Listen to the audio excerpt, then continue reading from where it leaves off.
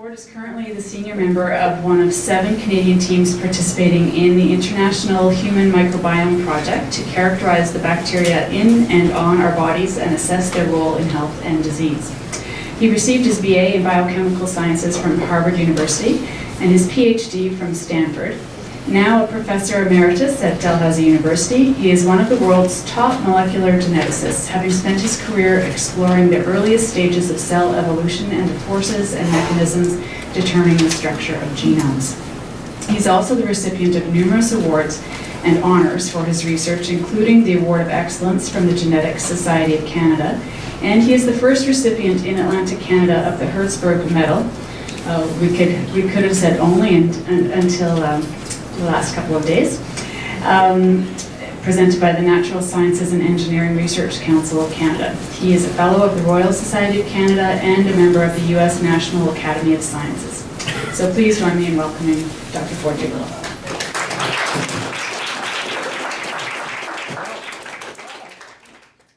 Nice to see you here.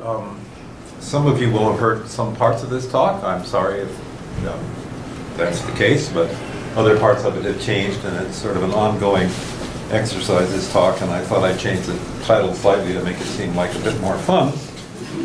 But really, I'm going to be talking about functional genomics, and in particular the ENCODE project, which is something that's been a hobby horse. Talking about the ENCODE project has been a hobby horse of mine for the last couple of years now.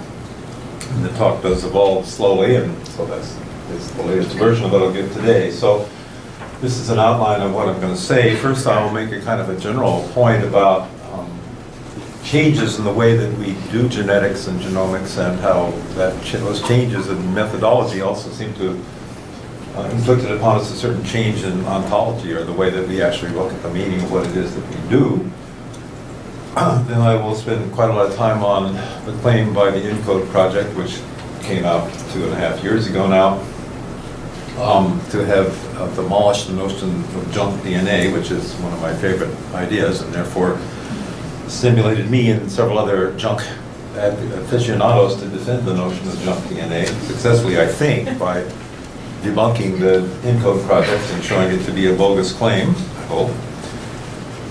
But it does raise, opens up the rather more interesting question of what do we mean by function in terms of, particularly in the context of genomics. And function is obviously a reason that we do biology. We want to know why organisms are built the way they are, how that impacts on their fitness and their well-being. So function is a very important concept, which I think has been changed over the course of the last several decades, many decades. I go back quite a large number of decades now, so I do have a memory of how things have changed, and so this is sort of my first point, that we've changed both in the epistemology or the methodology, the way in which we ask and answer questions in genetics and genomics, also in the sociology and in the underlying ontology or philosophy of what we think we're doing. When I was a kid, we really did believe one gene, one polypeptide chain, and that was pretty much the paradigm, that we would search out a gene on the basis of its phenotypic effects and then try to identify the protein that was affected by the mutations in that gene. Then genomics came along as primarily a method-driven approach, which allowed us to try to define the collectivity of all the genes in the genome at once, and their product, which we might call the phenome, the collection of all the proteins. And nowadays, in functional genomics, I think the goal is not so much to identify the genes, but to identify the interactions between the genes and their products, and the products and the genes, in a much more complicated, interactive paradigm methodologically. But in parallel with this, there's been a sort of a change in the sociology of science, at least as I see it. Back in the day when I was a kid, individual scientists or small teams of scientists functioning with relatively small amounts of money would do the research, and then as genomics came in, we came to see some sort of top-down factory type approaches, but often still under the control of a single autocratic ruler. And then more recently, I think in terms of the ENCODE project and many current projects in large-scale, high-throughput genomics and epigenomics and metagenomics, we see teams of people where there are some leaders, but there's no clear head in the same way that Craig Venter was the head of his efforts. And then underlying that shift in the sociology of the science, there has been a shift, I think, in the ontology and the kinds of things that we think we're doing and the way that we think the world actually is. So that initially, I think our approach was very reductionist, and we were looking for a causal relationship, a one-to-one causal relationship between genes and the phenotypes that they cause. And we did a lot of hypothesis-driven research to figure out if you make a certain alteration, what that would mean in terms of your theory. And we had a particular definition of function, which I think was more dominant in those days, which I'm calling selected effect definition of function. And I will explain that term a bit more in the future. It's a philosopher's term. Then as we moved into genomics, the approach became more high throughput. We weren't so much looking for causation as for correlation. Technology was the driving force, and we didn't think a lot, I think, about what function might actually mean in that context. And then with the advent of what's called functional genomics, which really means what does the gene produce in terms of an RNA or a protein or some interaction between its products and other products, our approach has become more what I call holistic. We're looking at rather vaguely defined associations and interactions between components of a system.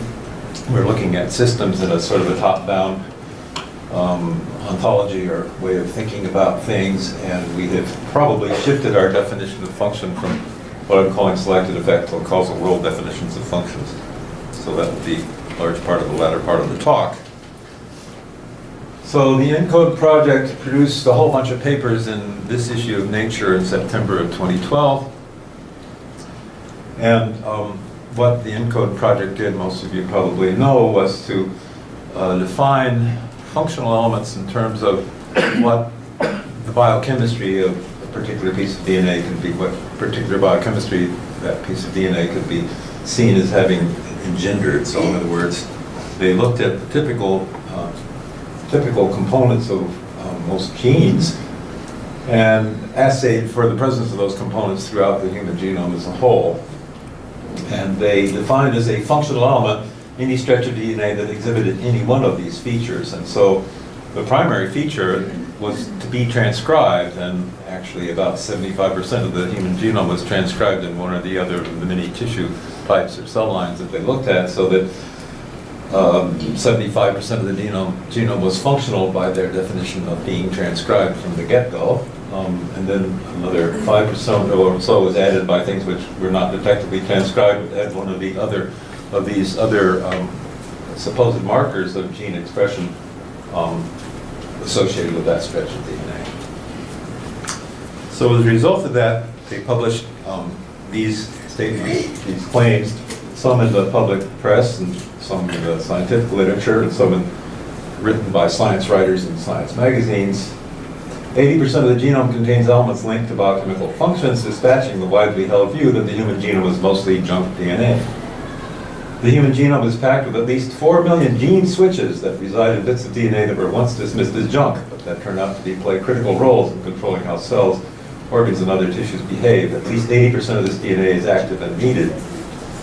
Far from being junk, the DNA between protein encoding genes consists of myriad elements that determine gene expression, whether by switching transcription on or off, or by regulating the degree of transcription, and so forth. And so Elizabeth Panisi in Science said that the ENCODE project writes a eulogy for junk DNA. Certainly this is still the belief by genomicists, and here's the genomicist in chief, Francis Collins, quoted just a month ago saying, I would say in terms of junk DNA, we don't use that term anymore, because I think it was pretty much a case of hubris to imagine that we could dispense with any part of the genome as if we knew enough to say it wasn't functional. Most of the genome that we used to think was there for spacer turns out to be doing stuff, and most of that stuff is about regulation. It's about regulation, and that's where the epigenome gets involved, and it's teaching us a lot. This is obviously a verbal quote. He doesn't speak that, doesn't write that incoherently, but what he's saying, I think, is interesting because, in fact, the ENCODE project united the interests of two normally warring communities, the hardcore Darwinian adaptationists, who would believe that natural selection is such a powerful force that indeed the entire human genome must be functional and under selection to do that, and the intelligent design creationists who had never liked the notion of junk DNA because they thought that if God made the genome, he wouldn't put junk into it. There would be no junk. God does not make junk. Strangely enough, Francis Collins is both of those, right? A hardcore neo-Darwinist and a creationist. So for him, this is a perfect solution. But those of us who think differently wanted to defend the notion of junk DNA, and so that's what I'm going to be doing now. So shortly after well, I guess in about 2 weeks after the papers appeared in Nature, I started to draft out a defense of junk, and I queried Nature with whether or not they would be interested in publishing this. While we appreciate that this topic will be of value to others working in this field, we are not persuaded that your perspective offers a sufficiently novel angle to be of sufficient immediate interest to a broad readership of Nature, the typical brush-off letter that you get from journals all the time. They were wrong about that, though. There's a huge amount of interest in claims by the ENCODE project to have debunked the notion of junk DNA and shown that the whole human genome was functional. And this is just one of dozens of Google pages that come up if you Google and ENCODE debate. So there is a big ENCODE debate. And the loudest and noisiest part of that debate was fought in the early part of 2013 because Dan Grauer, a molecular evolutionist in Houston, known for his forceful language, wrote an attack on the ENCODE project and published it in Genome Biology and Evolution, and this attracted the public's attention. And there was a Guardian article about this, and many other articles in the popular press about the debate, which was cast as being between Dan Grauer and Ewan Burney, who has survived this and actually gotten the fellowship from the Royal Society of London because of the ENCODE project, I suppose. Dan Grauer doesn't mince words. The ENCODE results were predicted by one of its authors to necessitate the rewriting of textbooks. We agree, many textbooks dealing with marketing, mass media hype, and public relations may well have to be rewritten. So my attack on the ENCODE, which I had to sort of retreat when Nature didn't want it and republish it, came out 2 or 3 weeks later in PNAS. And it was cast in terms of a thought experiment, which I think I'm not going to go into right now because it sort of comes up in the rest of this talk, the nature of the thought experiment that I proposed. And instead I will go directly to asking why ENCODE's claim was wrong. So there are several reasons why ENCODE, I think, can be justly attacked in its claim that to have demolished junk DNA.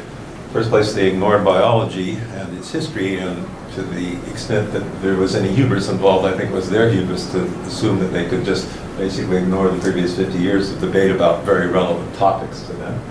And then they ignored several other things, which I will come to one by one. So the history part, we had known since the middle part of the last century that the amount of DNA that organisms have doesn't make a lot of sense. There are two aspects to that not making a lot of sense. One is that if you look within a group, let's say within the flatworms, let's say, or within the mollusks, or within anything really, but some of them worse than others, within the flowering plants, you will find many orders of magnitude difference in the amount of DNA that their genomes contain. That's a log scale on the bottom, so several orders of magnitude difference in the amount of DNA that different flowering plants can have. For instance, between flowering plants which aren't demonstrably that much more different from each other in terms of their complexity. So there's a lot of variation within groups, and furthermore, between groups, the variation doesn't really make sense in terms of what we might think is organismal complexity. For instance, mammals are sort of midland in their DNA content. The star indicates our DNA content. We have a lot less DNA by a factor of 10 or more than some salamanders or lungfishes, and quite a bit less than many flowering plants. And most people would not want to think that lungfishes were more complicated than human beings and needed that much more DNA in order to be a lungfish, although they might. So this whole phenomenon was given the term the C-value paradox by Charlie Thomas in the 1970s, concentrating, well, the harmless information caused some discomfort when it was learned that primitive amphibians and fish contain more than 20 times as much DNA per nucleus as did man, actually more than that. So the question is, if DNA is the genetic material, why do organisms which shouldn't need any more genes have so much more DNA? That's one aspect of the C-value paradox, and the other aspect, which was perhaps the motivation for the origination of the term junk DNA, which is sometimes credited to Susumu Ono, again in the early 1970s, was simply that if you take the amount of DNA that it takes E. coli to code for a particular protein, a gene or something like that, and then you see how much more DNA humans have, then you could calculate that we might have 3 million genes, which no geneticists at that time would have ever thought that we could possibly have. So there was too much DNA in our own genomes, the other aspect of things. So a graphic demonstration of that is this, and really the whole argument does boil down to this, and the interesting thing is how the ENCODE people, and in fact very many human geneticists and genomicists are so focused on human genomics that they don't think about this, and they don't see this as a challenge, but to my mind it's an enormous challenge which can't be overcome, which is that Francis Collins has 7 times as much DNA in his genome as the fugu, the toxic Japanese popular to eat fish, whose genome was sequenced quite some time ago by Sidney Brenner and others. And maybe you'd say, well, actually Francis Collins is 7 times more complicated than a fugu, but you wouldn't want to say that a lungfish is 40 times more complicated than Francis Collins, and you probably really wouldn't want to say that it takes 280 times as many genes to make a lungfish as it does to make a fugu. They're both, after all, fish.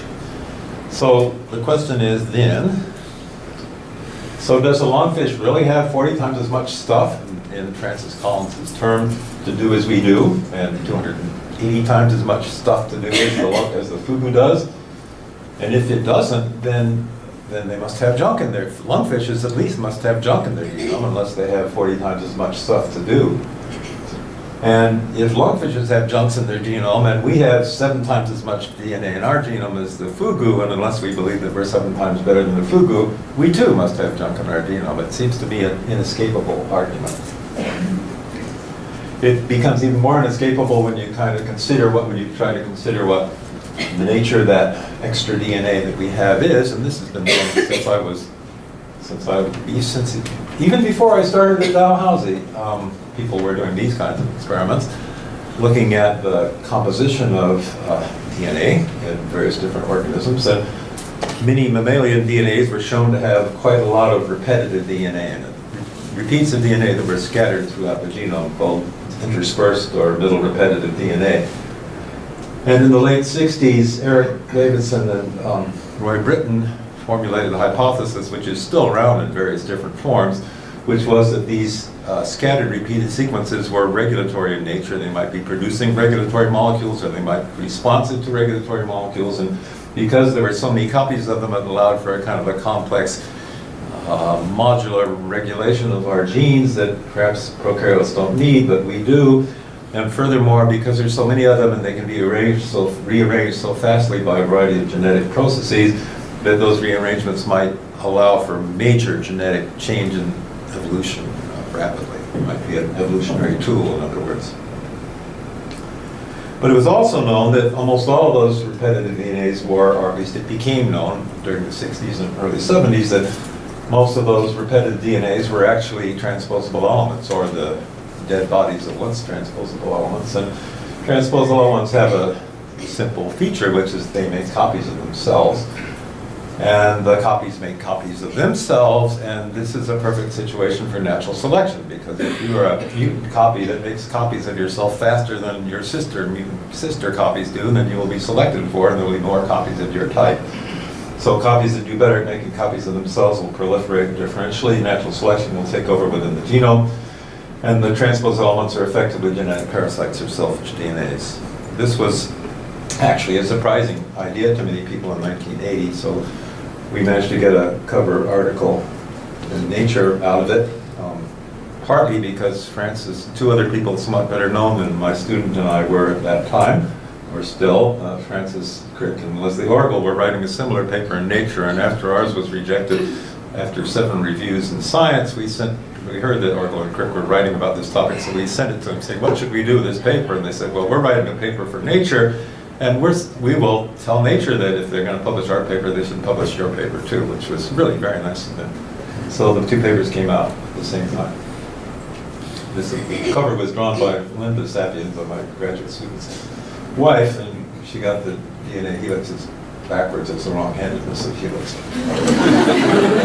So we said it's inevitable that natural selection of a special sort we call non-phenotypic will favor the development within genomes of DNAs whose only function is to survive within genomes. When a given DNA or class of DNAs of unproven phenotypic function, it can be shown to have evolved a strategy such as transposition, which ensures its genomic survival, then no other explanation for its existence is necessary. And that was the basic point. The null hypothesis is these are selfish elements. You don't need to explain it in terms of their possible benefits to the rest of the organism. And Orgel and Crick said very much the same thing. And of course, it's not a problem of small magnitude. About 45% of our own genome is identifiable as a transposable element of one sort or another, either mostly lines and signs. And a recent paper I stumbled across indicates that, as you might expect, much of the DNA which is not identifiable as a transposable element is probably once was a transposable element. It's been such a long time since it's been there that it's accumulated so many mutations as not to be recognizable as such. So perhaps as much as 2/3 of our genome is actually comprised of transposable elements of one sort or another. Many retrotransposable elements mostly. So the selfish DNA hypothesis in its simplest form that Orgel and Crick and Carmen Sapiens and I were selling was a fairly simple idea that selfish DNA, which wants to make more copies of itself, will push the genome content, the C-value, upwards, inevitably. At some point, the organism is going to say, this is just too much DNA to carry around. I can barely get out of bed in the morning for replicating all this DNA. So selection operating on the organism will reduce the level of DNA, or at least it will result in the balance of too much DNA, but not impossibly too much DNA, would be what you'd expect from these countervailing forces. There was another theory out there, which actually was out there before the selfish DNA theories, which was that of Tom Cavalier-Smith, who had noted, and many people have noted, and it's definitely true, that there's a correlation between the C-value of an organism and various cell biology parameters, the cell volume, the nuclear volume in particular for housing the DNA, but cell growth rate as well. Various other aspects of physiology of cells seems to be correlated quite tightly with the C-value of the organism that contains those cells. At least one particular lineage of cells in each organism will have such a limitation. So one could argue that C-value actually has a function a little bit like if you wanted to slow down your car, you'd load up the trunk with bricks. If you want to slow down your cell division, you add more DNA to your genome. It seems a little silly, but then biology is silly. And Tom Cavalier-Smith used to be the charge of that whole line of reasoning, but now the Canadians have taken over, and Ryan Gregory at the University of Guelph is the principal investigator and theorizer about the role of C-value. And he calls this the nucleotypic role, but basically they're similar in saying that much of the DNA in our organism doesn't code for proteins, and it isn't involved in the regulation of the coding for proteins. It's simply there as a bulk. It's there for the purposes of providing structure to the DNA and bulking of the chromosomes, or in some way affecting the biology of the cells by its mere presence. So another way of looking at that would be then, that there is, in addition to selection for efficiency, organismal selection on bulk DNA for its relevance to those cell cycle parameters, but not on its genic function. So the DNA is functioning in a totally different way. It's functioning more like this. So this is my sort of analogy for it. You need a certain amount of DNA to have those cell biology parameters, and it doesn't really much matter what you put there as long as it's not toxic. So that's the clean fill hypothesis. This is not a new idea. Emil Zuckerkandl proposed it in 1986 and called it polite DNA, DNA that doesn't get in the way. And most recently, just about a month ago, Dan Grauer, in a paper that I will talk a bit more about in the future, called it indifferent DNA, DNA whose sequence does not matter. So this is not what ENCODE was talking about. They weren't talking about that structural role of DNA. My reasons for believing that are, again, these quotes that I gave before. These are elements linked to biochemical functions, forming in gene switches, play critical roles in controlling how cells and organisms, other tissues, myriad elements that determine gene expression. So that they have in mind are many, many regulatory sequences that particularly control the transcription of specific genes, not some bulk role. And my other reasons for being totally convinced that that's not what the ENCODE project had in mind was None of the papers mention the C-value paradox, selfish DNA, nucleoskeletal or nucleotypic roles, no citation of any of the literature about the structural roles of DNA, or of any of the relevant literature on structural DNA over the last 50 years. So clearly what the ENCODE people have in mind is that it controls gene expression in a way that other regulatory loci are thought to control gene expression.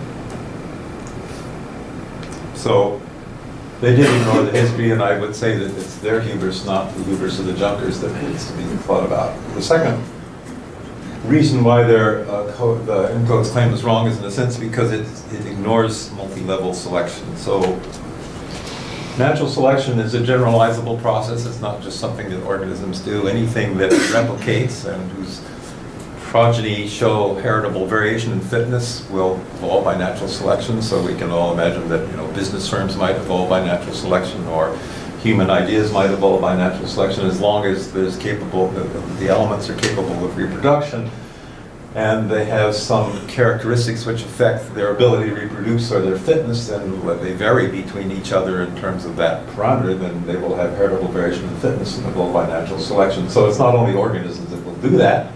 Genes will do that, of course, and cells will do that, and some people would say that species will do that too, speciation and extinction being the equivalents of birth and death for species. But natural selection can occur at any of these levels, and does occur at any of these levels, and it doesn't have to be in the same direction at any of these levels. So sometimes natural selection at a lower level can be deleterious to the organism or to the next higher level in the hierarchy of life, and there's some obvious examples. For instance, cancer is an evolutionary process where cells become selected to differentially reproduce within the organism to the disbenefit of the organism. And similarly, transposable elements can be seen as elements selected at the level of the genome whose interests are not the same as the interests of either the cell or the organism to which they belong, and therefore can be antithetical to that interest. They can be hostile to that interest. So ENCODE doesn't consider this. So it is true, for instance, that many of the functional elements they define would be functional elements in terms of being promoters or something for transposable elements, which are within that genome. But that they're not serving the function of the organism. They're serving the benefits of the transposable elements. Sort of like saying, if I had a cold and you sequence my genome, including all the viruses, you'd say, that's all functional stuff. Well, yes, it's true, but the virus functions are not my functions, and it's misleading to say that they are. So they fail to take into account the fact that most of our genomes are probably to be understood in terms of functions at a level which is not the level of the organism. Another mistake they make, I think, is what's called pan-adaptationism. This is a very common notion amongst biologists of all sorts, but I think particularly amongst genomicists, which is that natural selection is perfect. That natural selection is so strong that there's really no waste anywhere. So this notion, now called pan-adaptationism, but called at that time by Gould and Lewontin, to whom this notion is usually attributed, adaptationism. We wish to question a deeply ingrained habit of thinking among students of evolution. We call it the adaptationist program, or the Panglossian paradigm, referring to Dr. Pangloss, who thought everything was for the best of all possible worlds. This program regards natural selection as so powerful and the constraints upon it so few that direct production of adaptation through its operation becomes the primary cause of nearly all organic form, function, and behavior. A contrast would say be between these two images of something that might wake you up in the morning. The wristwatch that in the upper left is so over-designed and so functional that presumably you could argue no part of it doesn't serve some use in that organism. And the Rube Goldberg wake-up machine down below, where you can follow the caption if you want, is clearly not efficient. There are many things in there that aren't optimally designed for the purpose to which it's intended. So the question is, are organisms more like the upper left or are they like the lower right? I think they're more or less like the lower right, and there's every reason to believe that that's about as good as evolution can do. But there's a tendency amongst many people to believe that it's more like the upper left, and that evolution has such an exquisite control over things that there is no wastage in our genomes. And this idea is not going to go away. There's been a whole flurry of epigenomics papers that just appeared in Nature, quite comparable to the functional genomics papers that appeared 2 years ago, and clearly they're going to play that song again with the epigenome and There's this editorial here referring to the epigenome as a symphony in your cell, so clearly it's going to be cast at almost everything that you can detect in terms of epigenomic signals whether the cell will have some function. So there is that pan-adaptationist bias, which I think imbues genomics. And this comes to the most important point, I guess, of what I'm talking about, with the ignorance of philosophical discussions about what the word function might mean. Most biologists, I think, have this attitude towards philosophy. Philosophy of science is about as useful to scientists as ornithology is to birds. And sometimes I can understand that attitude because now that I'm hanging around with philosophers, I can see that, and I'm not a philosopher, that I could paralyze myself by trying to think too much about things, and that science actually proceeds optimally without thinking too much about things, because we would spend all our time defining terms and no time doing experiments if that's what we did. However, we can also mislead ourselves into thinking that our experiments mean much more than they do if we have to define their terms carefully and haven't come to terms with our terms. And in particular, the term that's at issue here is the term function. And this is something that philosophers have debated over for a very long time. Among the many unread books on my bookshelf, there are these two which have more than 1,000 pages of papers, mostly by philosophers, sometimes by philosophically inclined biologists, about the meaning of the word function in biology. And not only philosophers have concepts of function which they argue about, probably no consensus, but we also, as human beings, have some intuitive ideas about function. And my illustration of why we had these intuitive ideas about function would be this. We would probably say that the watch and the eye both have a function. We would have a different idea, but a similar idea. We'd say the watch has a function because people built the watch in order for it to keep time. So the function of the watch is keeping time. And we'd probably say the function of the eye is to see, because we believe that mostly we don't believe that God did it, but we do believe that a process, namely natural selection, created eyes with a purpose of seeing. The moon, we know, causes the tides, but we would not say the function of the moon is to cause the tides. At least I don't think we would say that the function of the moon is to cause the tides. It does cause the tides, but it's not the purpose of the moon to cause tides. I think most of you would hopefully agree with that. So that would be what I would say would be our folk intuition about meaning of function. These intuitions have a long history, of course, going back to Aristotle, and who was only before, and I am so not a philosopher, I don't really understand what Aristotle, well, probably even real philosophers don't understand what Aristotle really meant by function, but the notion is that function was something that was intrinsic to the functioning object, and I think he might have actually thought that the moon did have the function of causing the tides as well as the organisms have the function of producing more organisms. But in particular with respect to biological function, by a couple of centuries ago, the dominant position would probably have been intelligent design. That organisms, yes indeed, have strangely adaptive features that need some kind of explanation, and the explanation of why organisms seem to be so adapted to do what they do is because God meant it that way. God designed organisms to be what they are, fit to the purposes that they had, fit to the needs that they had.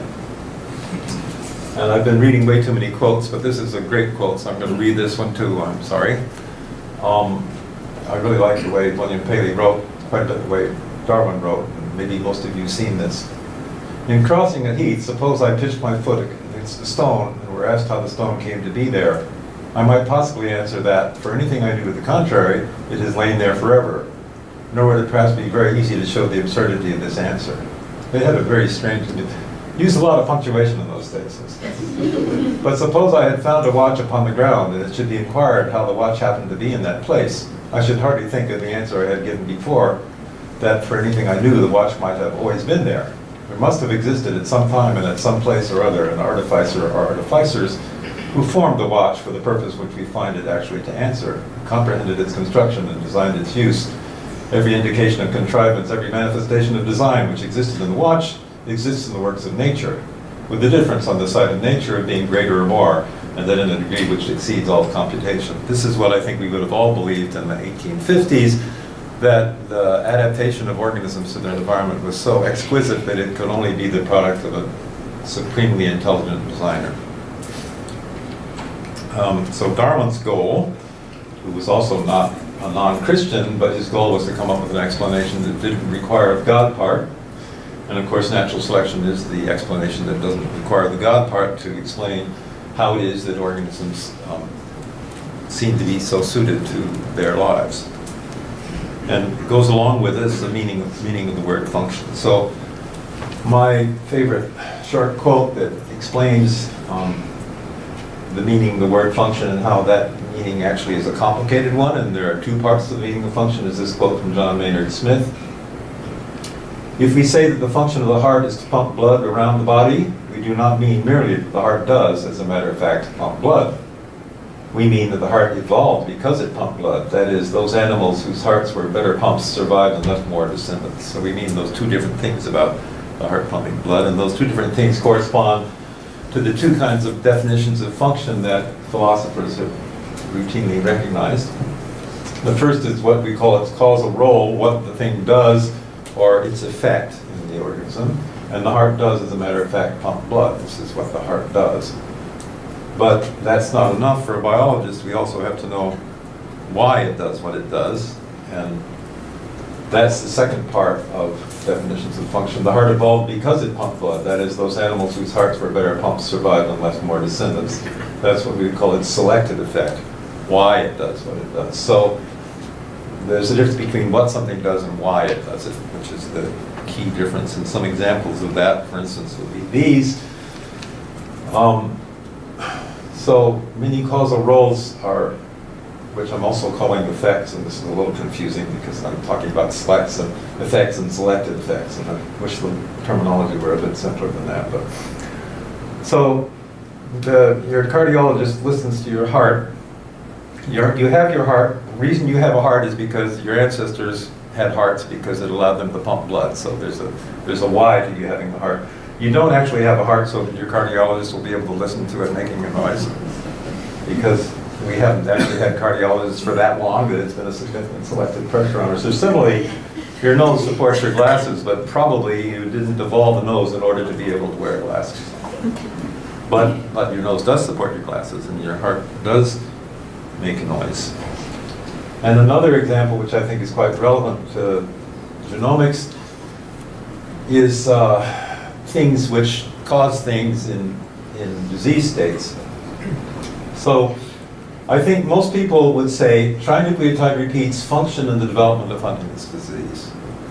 They function in the development of that disease. But I don't think we'd say the function of trinucleotide repeats is to cause Huntington's disease. So that we have that dual notion of function, that function is something that it's doing, but the function is why it's doing it, right? And we conflate those two. So that's what I think has happened in the ENCODE project, is the conflation of those two definitions of function, what it does and why it does it. And that we are evolving towards a definition of function which is much looser than Darwin's. It's whatever is important to us to study. Now the reason I'm saying that, and I may be pushing this point too far, because in some ways I'm going to push it even further in a minute and argue that this is a dangerous way of thinking. So the ENCODE people, after my mild-mannered attack on them in the pages of PNAS and Dan Grauer's vituperative attack on them and all the publicity, published something which seemed to me at least to be a response to the critiques. I'm not sure they wouldn't have said it was, but, and it was a redefinition of their function, what they meant by function. And they said both scientists and non-scientists have an intuitive definition of function, but each scientific discipline relies on different lines of evidence indicative of function. I think that what they think is that there is one thing called function, and there are different ways to identify it. What we think is that there are a couple of different things that you might mean by the word function, and they are not the same thing, and it's not the case of just not having the right means to identify it. You have to be more clear about what it is you mean by the word in the first place. So my student and I wrote a 500-word critique of that, saying that they still hadn't really gotten their mind around what they meant by the word function. And they responded saying, well, interesting response, because the titles and this is the responsiveness of the addresses. They said both selective effect and causal role elements can influence human biology and disease. So in a sense, they're conflating those two mentioned words and definitions of function that I was trying to illustrate with my Huntington's disease slide. That it can play a role in disease or it plays a role in our biology, and those are both function. And I think that's really what they're thinking. And certainly some other people are thinking this. There was this paper that appeared shortly after that last one in Biology and Philosophy, which is the journal that appeals to both audiences a bit. We argue that the exponential biologists are not limited to evolution, and that what is relevant to biomedical sciences is not necessarily relevant to evolution. As a consequence, evolutionary accounts risk to miss, the Europeans, risk to miss many of the functions relevant to phenomena of interest in biomedicine. The right notion of function is one that is able to identify relevant functions for given research purposes. Well, I think this is a bit dangerous. You can see there's quite a few motivations for that. The biomedical agenda, the innovation agenda, the engineering ethos that pervades genomics all would favor that way of looking at things, as well as anti-evolutionism, which I'm not accusing these people of being. But in a sense, what gets left out is the evolution part of biology. So intelligent designers could do very well with that definition of function. So what would be lost? Historians and philosophers of science, of whom Thomas Kuhn is probably the one that most scientists have ever heard of, have this phrase for what might happen called Kuhn loss. Revolutionary science, however, is not cumulative in that, according to Kuhn, scientific revolutions involve a revision to existing scientific belief or practice. Not all the achievements of the preceding period of normal science are preserved in the revolution, and indeed a later period of science may find itself without an explanation for a phenomenon that in an earlier period was held to be successfully explained. This feature of scientific revolutions has been known as Kuhn loss. So in a radical sense, you could say that what might happen if we proceed in this way of redefining function to include everything that something does is we would lose the ability to say why it was that the moon did not have as its function the causing of tides. We would regard these three things as being the same in terms of how we define their functions. That's probably an extreme case, and we probably won't get there, but what we do need to do, and what Inco's real fault was conflating these meanings of function without having a more sophisticated discussion of the word function as they used it. They disproved the notion of junk DNA, but junk DNA was defined on the basis of selective effect concept of function, and their functions were measured on the basis of the causal role notion of function, and you can't really refute something based on one definition by data based on another definition, which is what I think we're doing. So here is where we are now, I think, is needing to define function more precisely, and I'm not actually going to say that I have what I think everybody should use as a definition of function. I'm going to say that people should think about it themselves and then in their papers discuss what they mean by it rather more carefully. So this is from a paper that Tyler, my student, and Stefan Lindquist, a philosopher, and Ryan Gregory, well, put out a year and a half ago or so, in our first attempt to get at this. So referring again to the selective effect function, which is that which natural selection has caused it to do. It's why we have hearts, because the hearts pump blood and our ancestors survived because of that, versus causal roles, which is the fact that the heart simply does pump blood or the nose supports glasses. So all selective effects have a causal role. You have to do something in order to be selected to do that, but not all things that do something are selective effects. So we in this paper said that we should reserve the word function for those things which were selected at the organism level, because that's the level at which people seem to be wanting to focus in genomics or much of biology. And that everything else is an effect. All other effects, functions are a kind of effect, but they're a special kind of effect we call functions, and all others are other effects. And amongst those other effects, we recognize four kinds, and causal role applies to almost everything but what we call mirror effect. So let me tell you what a mirror effect first is. A mirror effect is like if you have the sequence GAATTC, you'll be cut by EcoR1 if you're a piece of DNA. So the effect of having GAATTC in your DNA is that you will get bands on a gel when you cut with EcoR1, but nobody, not even ENCODE people, would say the function of GAATTC is to allow us to dissolve the DNA on the gel. Right? I don't think. So that's what I call mirror effect. But then there are another bunch of other things which are also effects that are not functions, and some of them would be what Gould and Lewontin called spandrels. These would be consequences of other things which were selected for us, so like the ability of your nose to support your glasses is a spandrel of, I guess, breathing or whatever we have, whatever reason we actually do have noses.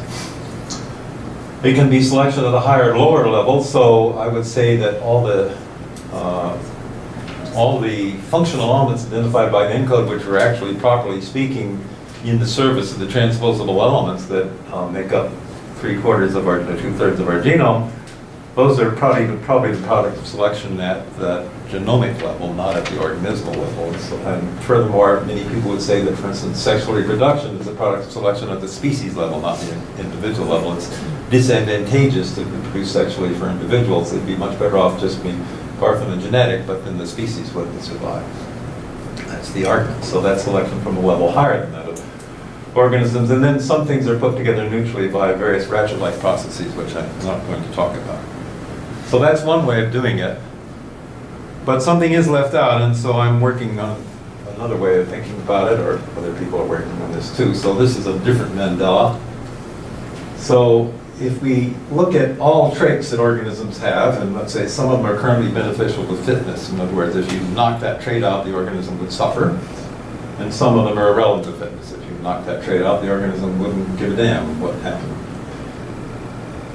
Of those traits, some of them were selected for fitness benefits in the past, and some of them were not selected for fitness benefits in the past. So the things that were selected for fitness benefits in the past, but are currently irrelevant to fitness, you call those relics, like the human appendix is supposed to be. Things that were not selected for fitness benefits in the past, and things which don't matter now, those would be mirror effects, like coding for restriction sites. And many of ENCODE's functional elements would probably be that mere noise in the system, accidental transcripts that come from accidentally arising promoter sequences, that sort of thing. But there would also, and then there would be the true selected effect functions. So those are the things that were selected for fitness benefit in the past and furthermore currently contribute to fitness. Those would be true functions like the pumping of blood by the heart. And just a few of ENCODE's functional elements are probably in that category. And then there might be some things which are currently beneficial, but were not selected to have that benefit. So you could argue that without my glasses, I wouldn't be able to find mates, so that in the long run, not having a nose does have the benefit of supporting my glasses so that I can find mates. So we don't actually think that selection in the past has been strong enough to do that, but selection in the future might be. So this would be something that might be currently beneficial to fitness, even though it was not selected to have that call.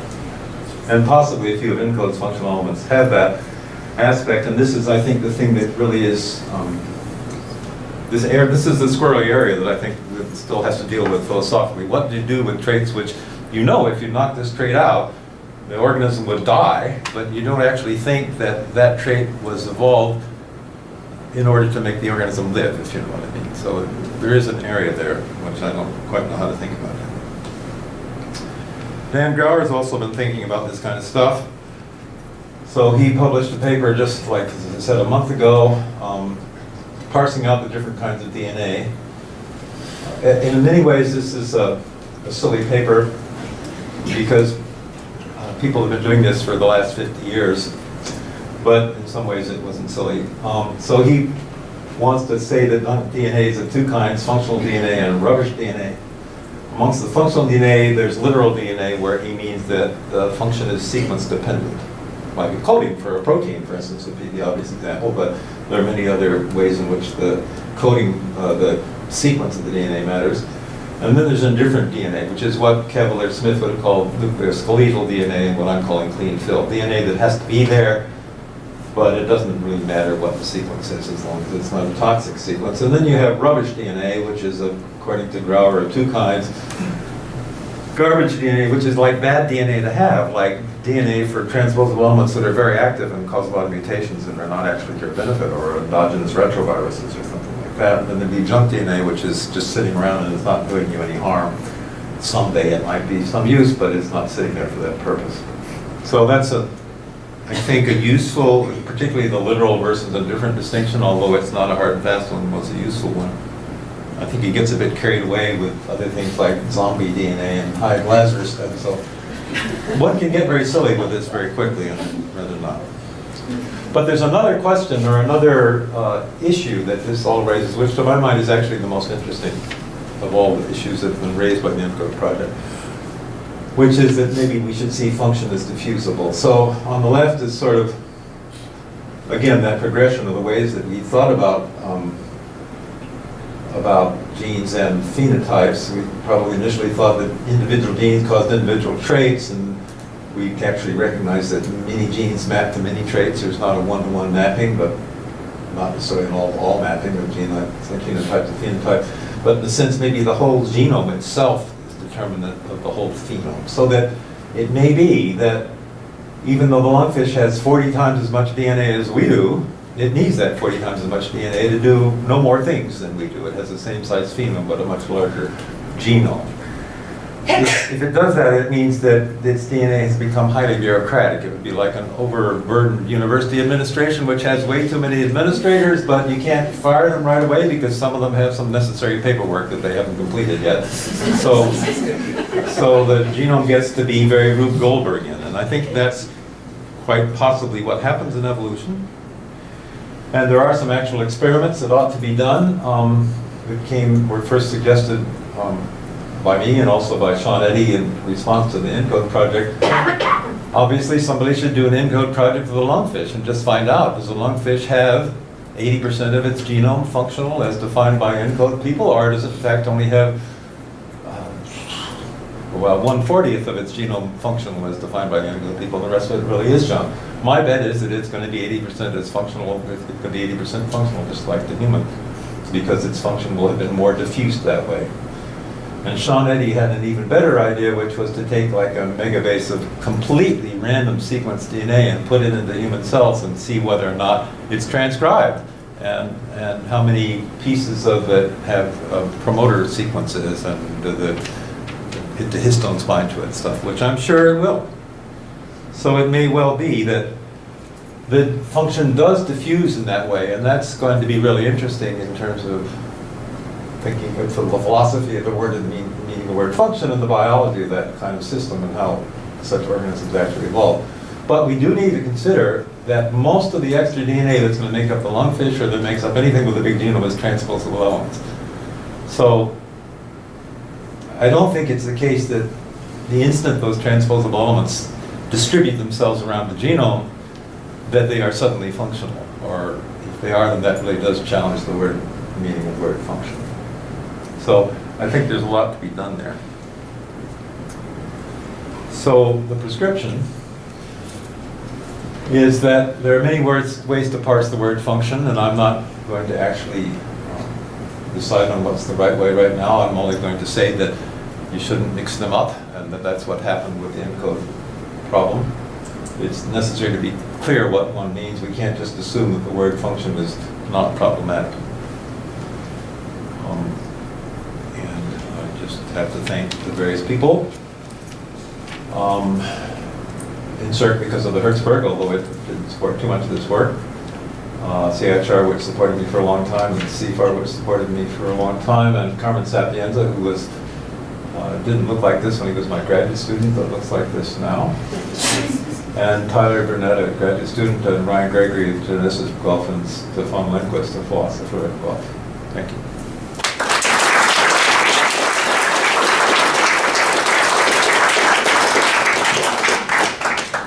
We are pretty close to 1 o'clock, but if you want to stay and ask a couple of questions, you can, and those of you that have to leave can scoot out.